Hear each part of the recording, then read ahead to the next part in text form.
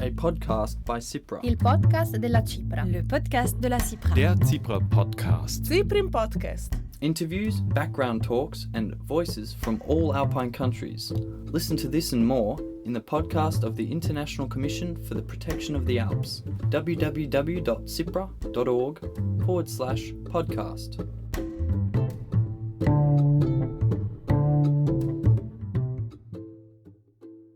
Hello and welcome to our speciAlps podcast series, Guide Visitors, Preserve Nature.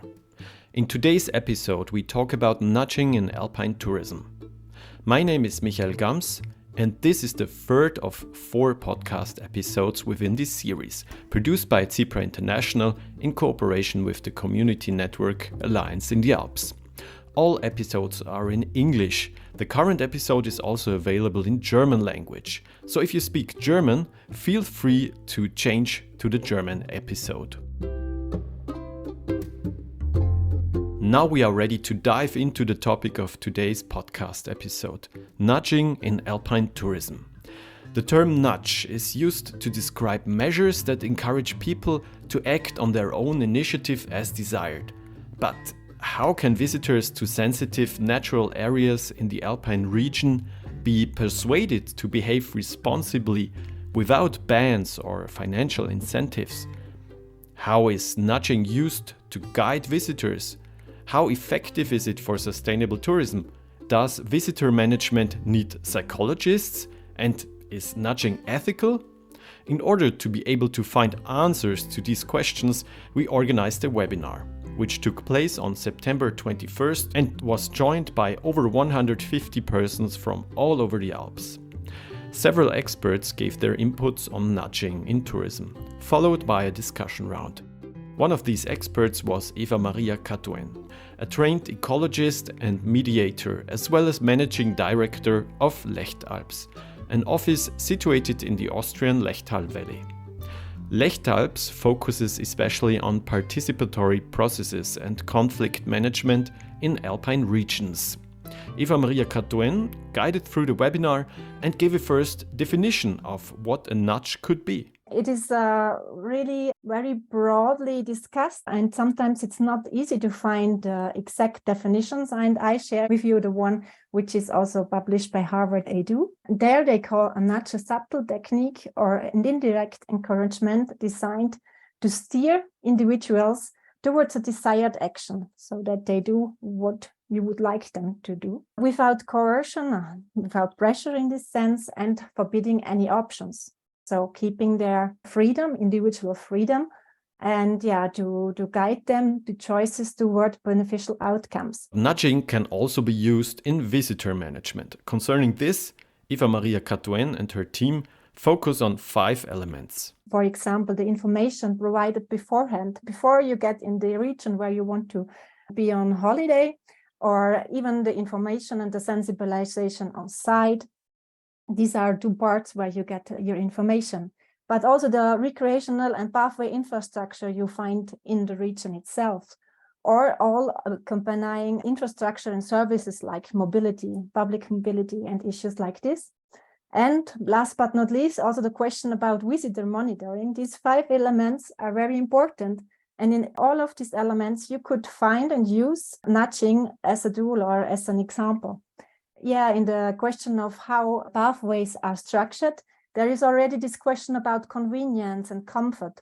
And this is already something which helps to steer people into a desired way in this sense, so that people go and use something which is comfortable for them. There are a lot of things which influence our decisions when visiting Alpine regions, from our personal needs to the social environment, as well as social norms and other external factors, such as the current weather conditions. Nudging can also play a role in this. But how does nudging actually work, and what are the gray areas and challenges of nudging in tourism? By definition, nudging means designing a decision environment in such a way that the decision or the behavior person is systematically influenced. Another important aspect that this is done without restricting freedom of choice and by avoiding purely monetary incentives. So there are many economic incentives around how we can also change the behavior in tourism and mobility, but a nudge by definition is not making use of a pure monetary incentive. So just giving people a discount for certain preferences is not a nudge by definition. You just heard Jörn Basel. He works at the Institute of Tourism and Mobility at the Lucerne University of Applied Sciences in Switzerland. According to Jörn Basel, human emotions and human behavior play an important role in this. I think it's important to broaden the discussion a little bit. So why is this term nudging, or why is this psychological founded approach so popular? In my opinion, this relates a little bit to what we now call the emotional economy. So that our typical customer or a typical visitor is characterized by three aspects according to Lobo. That's enthusiasm, impatience, and convenience. So frequently, if we see visitors from a consumer perspective, those aspects are very important. So like usually customers expect some sort of guidance when they attend, for instance, a national park. They are very enthusiastic. That's why they share probably a lot of pictures on social media, which also can strengthen certain behavior. Like if people go to a certain place, make a nice picture, a lot of people will follow, and this can also lead to aspects like over-tourism. So these aspects are very important to keep in mind when we think about the effectiveness of nudging. In tourism, typical examples are well-placed messages in hotel rooms that nudge guests to use towels more than once. This saves resources. Another important point is the image of a tourist destination, which sometimes contradicts the actual visitor experience on site. For example, at destinations that actively advertise mountain biking. Like many destinations, there's a problem that, especially now with the popularity of e-mountain biking, e-biking in general, like people are not staying on the path with their e-bikes. And destinations have a little bit of a challenge because on the one hand, they want to create a nice positive image of the destination as a place of relaxation, a place of freedom, a place of leisure. And on the other hand, if you enter the destination, you just see ban signs everywhere. You're not allowed here, you're not allowed there. This somehow is in contrast to this goal of creating a positive image of a destination. And on the other hand, sometimes it's not even effective. Like you create a negative image and it's not effective. So are there other ways how to keep people on track, like without these big ban signs? So that's one of the research questions we were asked by a destination. And for instance, you can use smart traces, how to keep people on track, to use certain signs without having this negative influence of these ban logos. There are also some gray areas when we talk about nudging. It's always involved, like if you use some sort of psychological technique, there's always the risk that people see nudging as a manipulative mind trick. Like as soon as they're aware that, oh, look, here they're using psychological insights for their destination, sometimes it's a little bit of stereotype that people think, okay, now I get manipulated or someone. But nevertheless, even if it's not true, it can change the image. So that's the first important part to keep in mind. Another important aspect is that the effectiveness of nudging is not directly related if you have good intentions or not. So nudges can work in both directions. Gray areas are so-called dark nudges and sludges, as Jörn Basel explains. Dark nudges can be default choices that are not serving the users but maximize profit for service providers, such as booking platforms. They often create artificial scarcity within their offers. Sludges make a process more difficult in order to arrive at an outcome that is not in the best interest of the customers. Examples include product rebates that require difficult procedures, subscription cancellations that can only be done with a phone call, or highlighting negative consequences. In order to avoid these sludges, one of the main researchers who coined the term nudging, Richard Thaler, emphasizes that we should nudge for good. So like he recommends a certain nudging for good practice. So he says the first thing is that we should make nudges transparent and avoid misleading and deception. So when people see a certain information, they should really see, okay, that's some sort of information that highlights a certain behavior. And if that's in line with my values, etc., I can behave in a certain way. Also, it should be easy as possible to decide against the nudge. So nudging should rather be transparent, and there should be good reasons that it will improve the well-being of the decision taker. As Basel adds, it must always take into account the human nature. Ideally, the image of a tourist destination correlates strongly with the effectiveness of measures that lead to a positive change in guest behavior. Sometimes maybe you can boost a little bit the value beliefs of your visitors, like by handing out a certain map, a certain sticker or so on, so that activates I ride fair or something like this. And if this is on your bike, at least according to psychological theory, and that would be also my hypothesis, people are more likely to follow the rules without seeing too many bands around in the destination. In our institute, we advise various destinations in this topic, how to use choice architecture in general, like for certain destination goals. So we always ask the participants of the workshop, there are two dimensions that are important to evaluate. So one is the effectiveness, and the other one addresses the image of the destination. So sometimes measures are very effective, like a very strict ban or very high fine, but of course, they don't go hand in hand with the image of the destination. And sometimes it's good for the image, but it's not helping, for instance, keeping the mountain bikers on the right track. Keeping visitors on the right track and motivating them to behave respectful, but without using bans or restrictions. This is what the Natural Park of Baronnie Provençale in the French Alps tested in a pilot project in 2022. Many visitors come to the Gorge de la Miouche to enjoy the water and to the Plateau de Saint-Laurent to observe birds of prey such as griffon vultures. This has also negative impacts on biodiversity and ecosystems there. For example, through littering or people cutting lavender, but the park authorities did not want to ban visitors and stay open for them.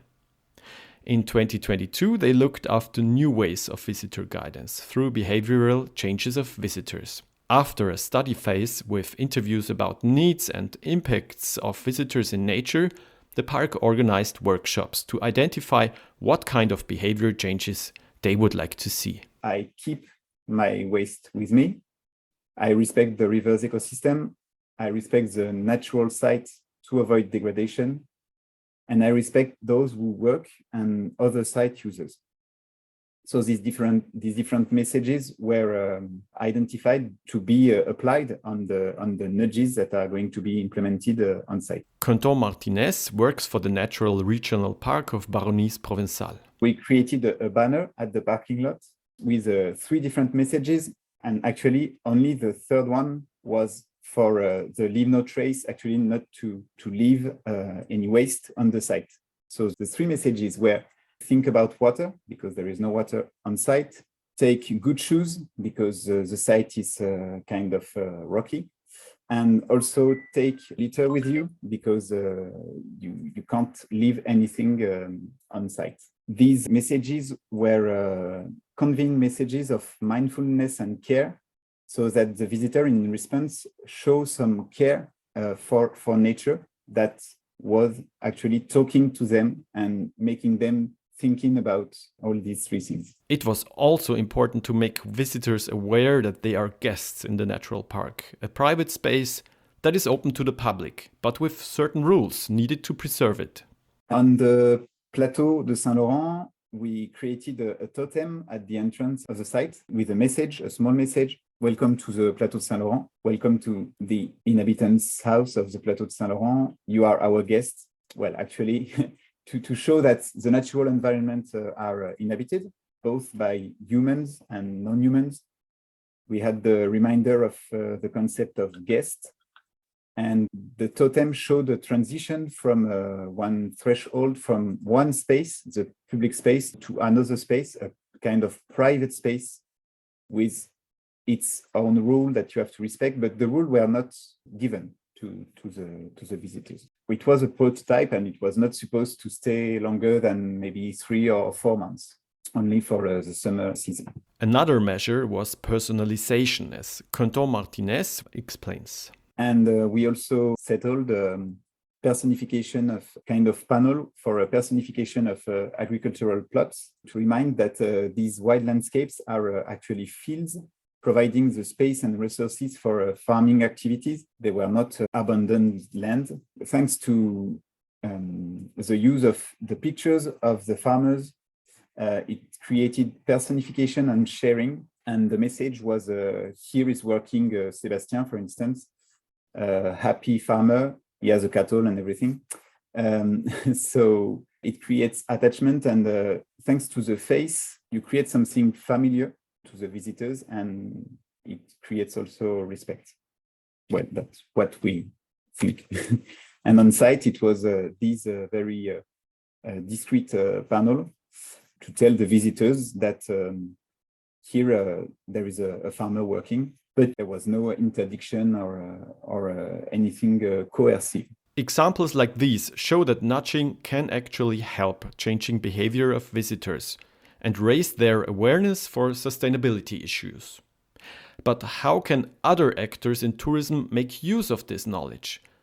This is what the French cooperation agency Avitem, based in Marseille, is working on in the two projects Nudge My Tour and Behavior Smart Community for Tourism, as project manager Julia David explains. So, for example, for the knowledge sharing part, with the project called BEST, we have been working with Behavioral Insights team and Behavior Smart, which are, again, really high-level experts on the topic. And they have held 4 webinars that are accessible online. These are webinars aimed to really allow you to get familiar with the topic. So we really try to have a step-by-step approach. We start with some overall knowledge about behavior science and human brain and decision making. And then we dive into specific challenges related to tourism and how this can be relevant. So we have also tried to have a visual approach in all these projects, and we share the information in several formats. So when you will visit the webpage of the webinars, you will also have access to the visual summaries of these webinars. These toolkits and trainings about behavioral science are intended to share knowledge and raise awareness about behavior change and tourism sustainability. Avitem's current project, First Mile, takes the next step and makes the topic of nudging understandable for tourism practitioners of SMEs, small and middle-sized enterprises, in France, Italy, Slovenia and Norway. We have just launched it this year. It's called First Mile, and it's a project that allows us to go more into the practical implementation, let's say, of behavior smart tactics. So it's a project funded by the COSME program, which is a European program that funds SMEs. And so with the First Mile, we will develop tools and a program to accompany 80 SMEs across Europe in 4 countries to test small behavior smart tactics or nudges, we could call them like that as well, to really help them run the first mile of their sustainability journey. So the idea will be that we will select SMEs that would like to engage in a certain way sustainability transition of their operation. And we give them this support to really make the first steps, knowing that, of course, nudges or behavior interventions do not come alone. They need to have the right environment, the right people to also follow up, and they need to have enough funding to then integrate the change in the duration in the long term. Changing the behavior of visitors through nudging can be one important step forward in sustainable tourism. It should never be done by tricking or manipulating people. Good practice examples never work with coercion.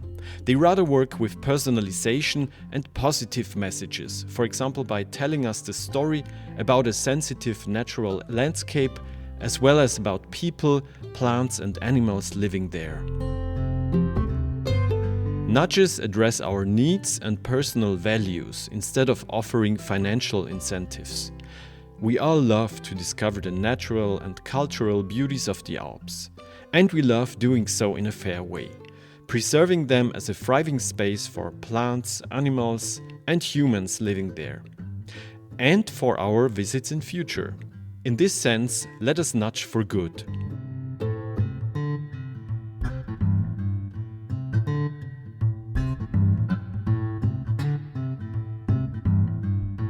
This was the 3rd episode of our speciAlps podcast series, Guide Visitors Preserve Nature. How many visitors are too many? Where exactly is the limit of nature's carrying capacity reached? This is the subject of the fourth and final podcast episode in December 2023. My name is Michael Gams. Thank you for listening. This project is supported by CIPRA International and the Community Network Alliance in the Alps. It is made possible by the German Federal Ministry for the Environment, Nature Conservation, Nuclear Safety and Consumer Protection.